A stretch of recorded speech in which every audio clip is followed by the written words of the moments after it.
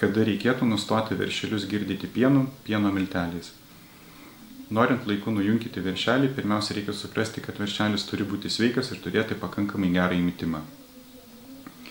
Lietuvoje sutinkamos yra keletas strategijų, tai viena iš jų yra, kada mes žinome, kiek veršelis suvalgo koncentruotų pašarų, o antroji strategija, kada žinome, koks yra veršelio svoris. Taigi pirmoji strategija yra paremta tuo, kad jeigu veršelis gali suvalgyti 1 kg koncentruotų pašarų, reiškia, jisai nesunkiai gali kompensuoti energijos negavimą, būtent kai sumažiname jam pieną. Paprastai nustatyti, kuris veršelis gali suvalgyti 1 kg yra sunku, todėl yra naudojama tiesiog pagal nustatytą datą, daromas nujunkimas, yra atlikti tyrimai, kad 5-6 savaičių veršeliai jau gali suvalgyti šį nustatytą 1 kg kiekį. Pats nujunkimas gali trukti iki 10-12, 12-14 savaitės.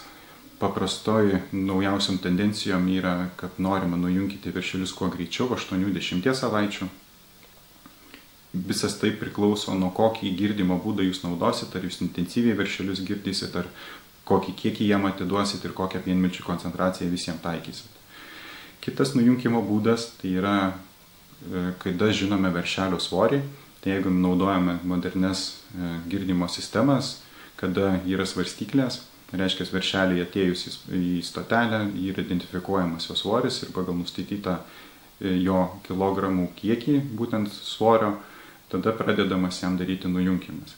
Pagal amerikiečių pavyzdį, nujunkimas yra daromas, kada veršelis pasiekia 2 kartus didesnį svorį negu gimimo buvo svoris, tai reiškia, jeigu veršelis gimė 38 kg ir šiai dienai yra 76 kg, reiškia, tokiam veršeliui prasideda nujunkimas.